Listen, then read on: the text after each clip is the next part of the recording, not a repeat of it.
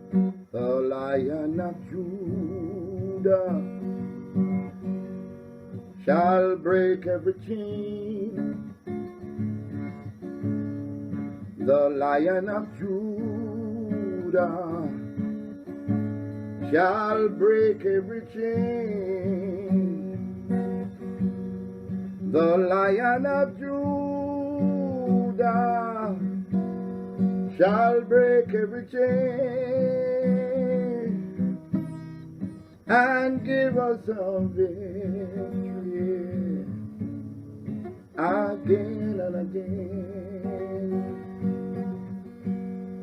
The Lion of Judah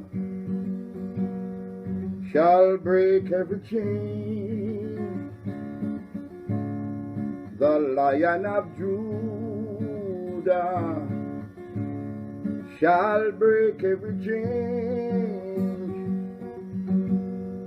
The Lion of Judah shall break every chain and give us a victory. We are still mentally enslaved. Entertainment players add voices to dreadlocks debate after Supreme Court ruling.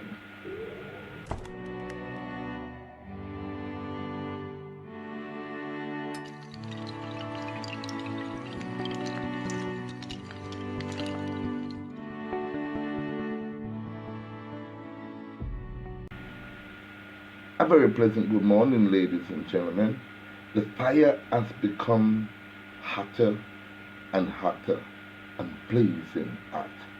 We're talking about this Supreme Court ruling of a then 5-year-old little girl whose parents sent her to school and she was refused entry because she sported a dreadlocks hairstyle. Now I'm going to report to you in two. I'm going to do a video, which is this video, about the entertainment fraternity and what the entertainment fraternity is saying towards the ruling. And I'm also going to do another video explaining what the Supreme Court heard and why they did the ruling and what can be done. Stay tuned. The entertainment industry has lashed out at the country's judicial system following last Friday's ruling that the constitutional rights of a then 5-year-old girl were not breached 2 years ago after she was denied access to her primary school because of her dreadlock hair.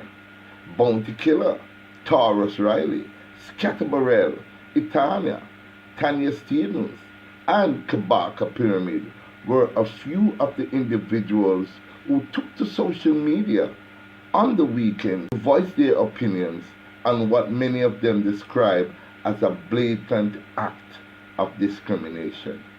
As the country celebrated Emancipation Day last Saturday, the industry professionals pointed out that the ruling could not have come at a worse time, as it shows that despite being free, the country is still holding on to colonial ideologies.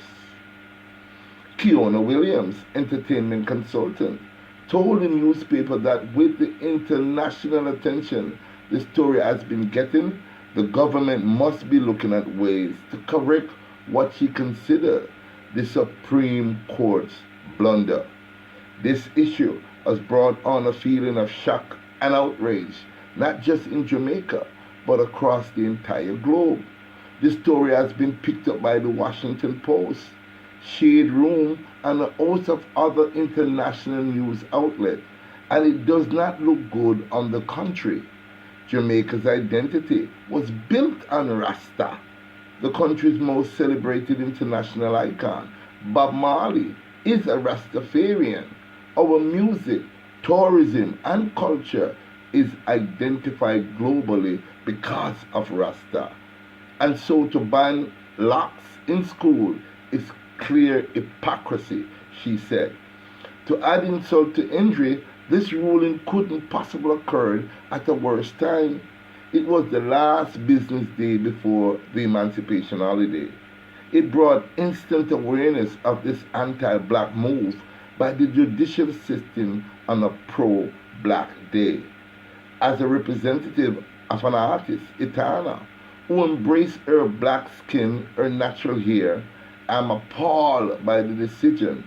If nothing else, this ruling shows that colonial values are still being accepted at the highest level in society. Let's read on.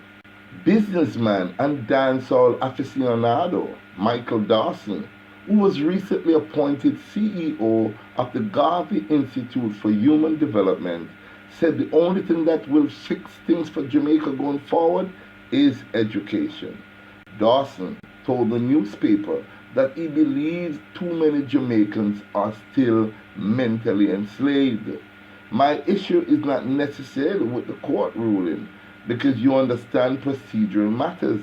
It is the fact that this issue is even in a courtroom in 2020. How can judges wear white wigs and kids can't lock their natural hair? The answer is mental slavery. If we're going to see change in our society, we need a revolution of thought, and that's only going to come through education. Education and more education, he said. We must demand a change to our education system. It is full time the remnants of colonialism be moved. We need to revolutionize the thinking of our children from an early age by teaching them our true history and not the colonial influence miseducation system that's only hiding us back and leading us to self-hate. Prime Minister Andrew Onis acknowledged the issue in a press release last Saturday. He said that while the government awaits a written judgment to determine the basis of the ruling issued by the Supreme Court, the government has acknowledged that it is time to review and amend the Education Act to affect a modern and culturally inclusive position that protects children from being barred from any educational institution on the basis of wearing locks as an ordinary hairstyle, irrespective of religious reasons. The Prime Minister has spoken. But we are our Rastafarian brethren. Yes, our artists are on the battlefield, charging up, ready to go. But where are the affluents of Rastafari? Where are the mansions and the churches of Rastafari?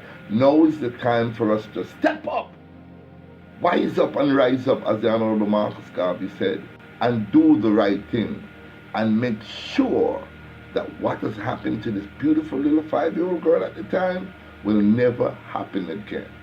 We will now set the record straight. Thank you very much for watching. Please like, share, and subscribe to my channel if you have not done so already. Thank you. Have a wonderful Rastafari day. Haile Selassie is the Almighty. The Lion of Judah shall break every chain and give us the victory there higher again and again. The Lion of Judah shall break every chain and give us a victory